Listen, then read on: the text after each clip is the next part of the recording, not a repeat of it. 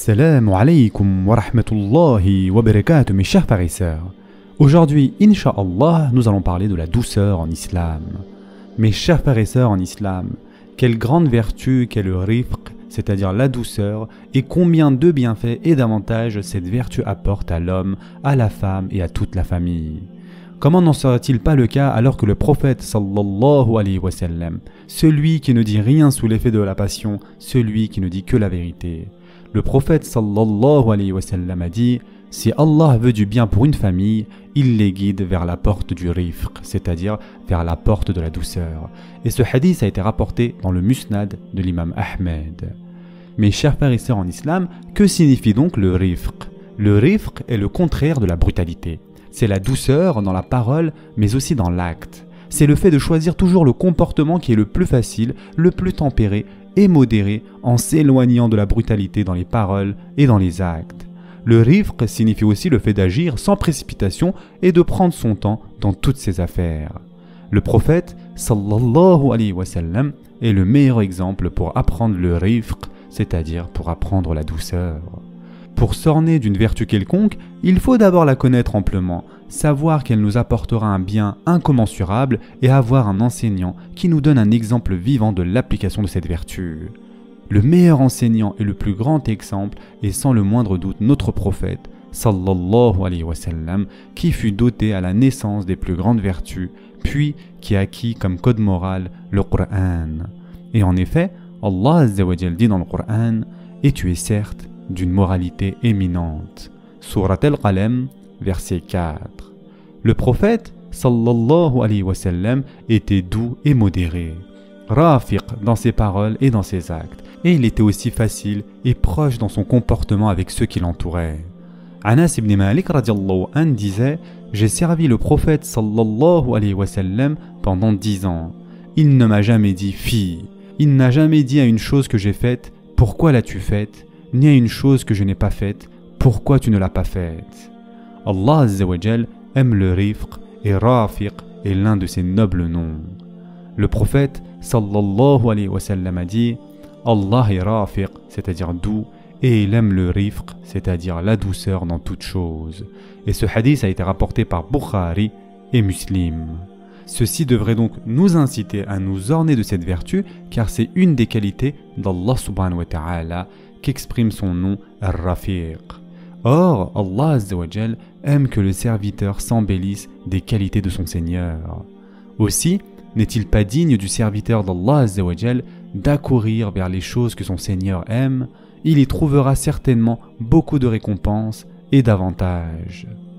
Parlons maintenant du noble nom d'Allah Azza wa Jal, Ar-Rafiq. Ar-Rafiq signifie celui qui agit en douceur. La qualité qu'exprime ce nom est celle du rifq qui signifie la douceur, la facilité, la lenteur et la progressivité dans toute chose. Son contraire est la violence et la brutalité. Allah subhanahu wa ta'ala est doux dans son destin, dans son jugement, dans ses actes, dans ses ordres, dans ses commandements, dans sa religion et dans sa législation. La douceur d'Allah Azza wa Jal avec le désobéissant est telle qu'il lui accorde un délai et ne s'empresse pas de le punir afin que ce dernier retourne vers son Seigneur, se repente de son péché et revienne à sa conscience. C'est pour cela que le musulman doit agir en douceur dans toutes ses affaires et être doux dans tous ses états, loin de la brutalité, de la hâte, de la précipitation et de l'impatience. En effet, le rifq ouvre les portes des grâces d'Allah Azza wa Jal. Le prophète sallallahu alayhi wa sallam a dit « Allah est rafiq, c'est-à-dire doux, et il aime le rifq. Il donne en raison de la douceur ce qu'il ne donne pas à cause de la brutalité et donne plus qu'il ne donne pour aucune autre vertu. Car non seulement la douceur apporte à celui qui s'en dote plus que ce qu'apporte la brutalité, mais il lui apporte plus d'avantages que toutes les autres belles vertus. Le rifq est une belle vertu qui embellit celui qui en est doté. Et en effet, le prophète sallallahu alayhi wa sallam a dit « Certes, la douceur ne se retrouve dans quelque chose sans qu'il l'embellisse, et n'est enlevée de quelque chose sans qu'il l'enlaidisse. » Et ce hadith a été rapporté dans le musnad de l'imam Ahmed. Le prophète sallallahu alayhi wa sallam a aussi dit « Celui qui est privé du rifq est privé de tout bien. » Et ce hadith aussi a été rapporté par Muslim. comme pour confirmer donc l'importance de cette vertu et la nécessité de s'en doter et de faire le maximum d'efforts pour être rafiq dans les paroles, dans les actes et dans tous les comportements avec l'entourage proche et lointain. Le rifq n'a pas de limite et n'a pas de domaine précis. Il concerne toutes les personnes, tous les actes, toutes les situations, tous les domaines de la vie. Et en effet, le prophète sallallahu alayhi wa sallam a dit « Allah est rafiq et il aime le rifq dans toutes choses. » Et ce hadith a été rapporté par Bukhari et Muslim.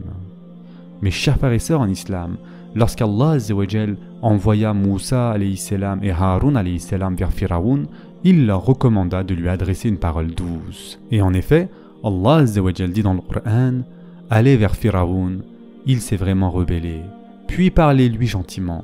Peut-être se rappellera-t-il ou me craindra-t-il. » Surat Taha, versets 43 et 44.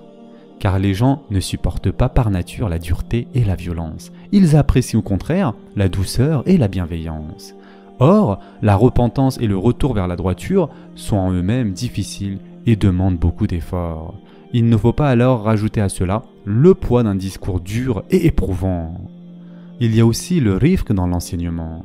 Lorsque le compagnon Muawiyah as-Sulami radiallahu an, lors de la salat en groupe, dit à haute voix à celui qui éternua « Qu'Allah te fasse miséricorde », pensant bien faire bien sûr, les gestes de réprobation autour de lui se multiplièrent pour le faire taire. À la fin de la salat, le prophète sallallahu alayhi wa sallam lui parla. Il raconta ce qu'il lui a dit.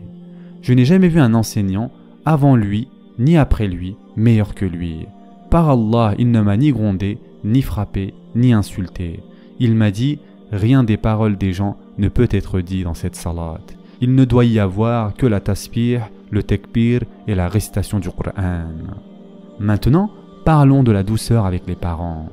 Mes chers frères et sœurs en islam, comme vous le savez, ceux qui méritent le plus que tu les traites avec la douceur sont tes parents. Et en effet, Allah dit dans le Coran, « Et ton Seigneur a décrété, n'adorez que lui, et marquez de la bonté envers les pères et mères.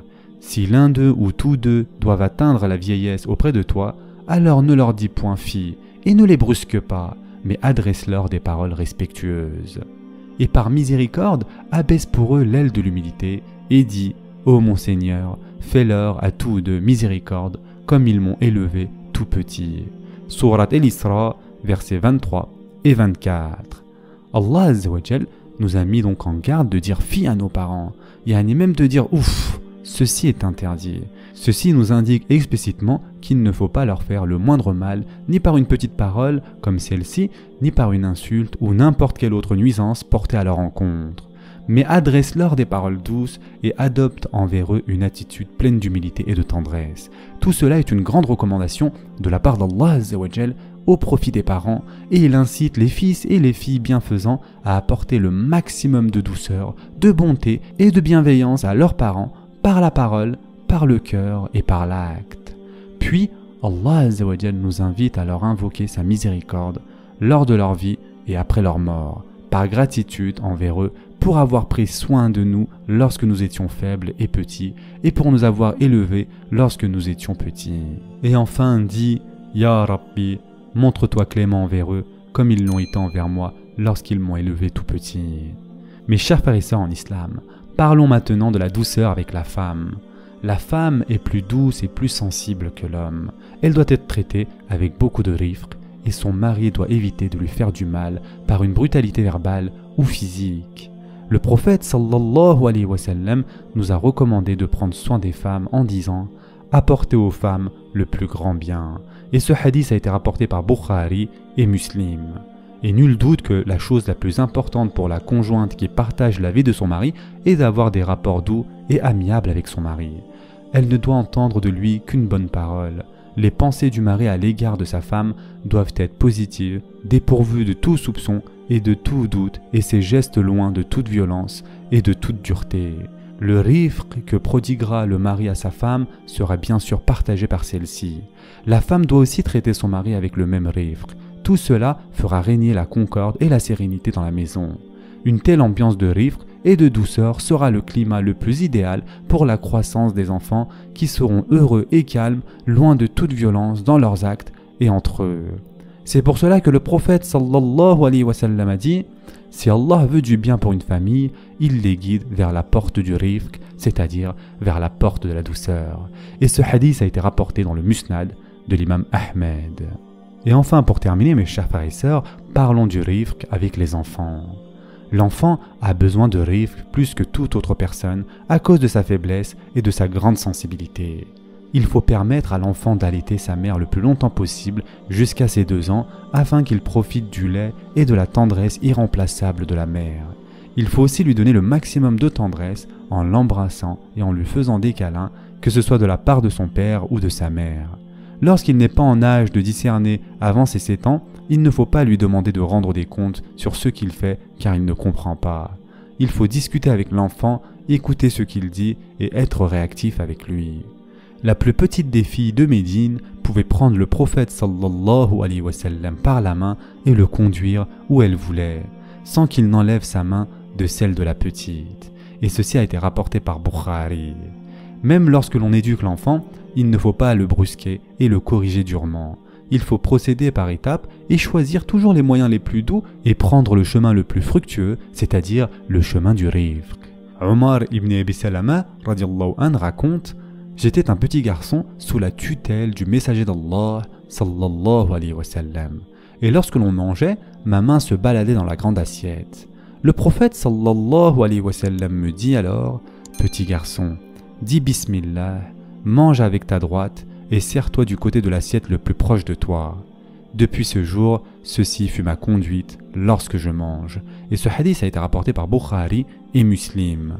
C'est-à-dire que j'applique ce que le prophète sallallahu alayhi wa sallam m'a ordonné de faire et je mange toujours comme je l'ai entendu me le dire.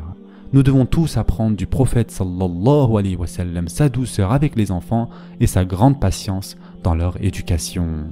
Ce sera tout pour aujourd'hui. En attendant, prenez soin de vous mes chers frères et sœurs et à très prochainement, Inch'Allah.